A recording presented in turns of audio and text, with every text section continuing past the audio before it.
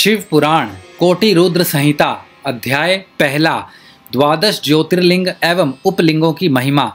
निर्विकार होते हुए भी जो अपनी माया से विराट विश्व का आकार धारण करते हैं, स्वर्ग और मोक्ष जिनकी कृपा से वैभव माने जाते हैं, जिन्हें मुनिजन सदा अपने हृदय में अद्वितीय आत्मज्ञान आनंद के रूप में देखते हैं, उन दिव्य तेज से संपन्न भगवान शिव शंकर, जिनका आधा शरीर शैलराज पुत्री देवी पार्वती से सुशोभित है, उन्हें सदैव मेरा नमस्कार है। जिनकी कृपा पूर्ण चितवन सुंदर है, जिनका मुख सदैव मंद मुस्कान की छटा से मनोहर है, चंद्रमा की कलाएं जिनके स्वरूपों को निर्मल उज्जवल करती हैं, जो त्रितापों अधिभौतिक अधिदैविक तथा आध्यात्मिक को शांत करते हैं, जिनका स्वरूप सच्चिन्मय एवं परमानंद रूप से प्रकाशित होता है, जो सदा गिरिजा नंदिनी पार्वती के साथ विराजते हैं, वे शिव नामक तेज पुंज सबका मंगल करें।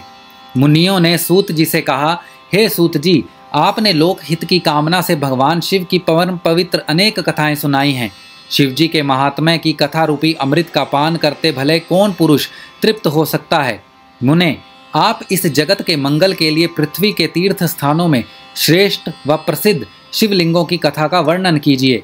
मुनियों के प्रश्नों को सुनकर महाज्ञानी सूत जी बोले, हे ऋषियों, आपने संसार के हित की कामना से बड़ा सुंदर प्रश्न किया है। आपकी भगवान शिव में अगाध भक्ति और उनकी कथा में महान रुचि है। आपकी इच्छा के अनुसार मैं आपको शिव जी की उत्तम कथा सुनाता हूँ। भगवान शिव के लिंगों की गणना तो असंभव है, उनके असंख्य लिंग पूरे ब्रह्मांड में फैले हुए हैं। अब मैं आपको मुख्य लिंगों की कथा सुनाता हूँ। सौराष्ट्र में सोमनाथ जी, श्रीशैल में मल्लिकार्जुन, उज्जैन में महाकालेश्वर, ओंकार जी में परमेश्वर, हिमालय पर्वत पर केदार, डाकनी देश में भीमशंकर, काशी में विश्वनाथ जी, गोमती नदी के तट पर त्र्यंबकेश्वर, सेतुबंध में रामेश्वर एवं शिवालय में घुष्मेश्वर नामक 12 ज्योतिर्लिंग विद्यमान हैं। जो मनुष्य प्रातः उठकर इन 12 ज्योतिर्लिंगों का स्मरण कर पूजन व उपासना करता है, उसके सभी पाप नष्ट हो जाते हैं और सभी कामनाएं एवं मनोरथ सिद्ध हो जाते हैं।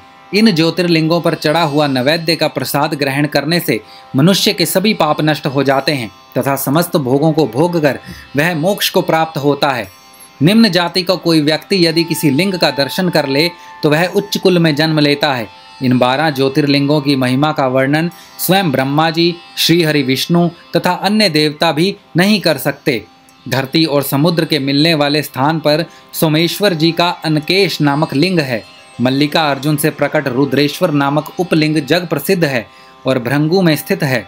नर्मदा नदी के तट पर स्थित महाकाल शिवलिंग का दुग्धेश नामक उपलिंग है, जो सुख देने वाला है। इसी प्रकार ओंकारेश्वर का उपलिंग कर्दमेश्वर नाम से बिंदु सरोवर के तट पर है। केदारेश्वर का उपलिंग भूतेश्वर नाम से यमुना नदी के तट पर है, यह पापों का नाश करता है। भीमेश्वर उपलिंग भीमशंकर नामक ज्योतिर्लिंग का है और सहय पर्वत पर स्थित है। नागेश्वर का उपलिंग मल्लिका सरस्वती तट पर भूतेश्वर नाम से स्थित है और रामेश्वर में घुमेश्वर लिंग को उपलिंग के रूप में व्याघेश्वर लिंग स्थित है। इस प्रकार मैंने आपको 12 ज्योतिर्लिंगों और उपलिंगों के बारे में बताया। इनके दर्शनों से समस्त मनोरथ सिद्ध होते हैं। कोटि रुद्र संहिता अध्याय पहला समाप्त।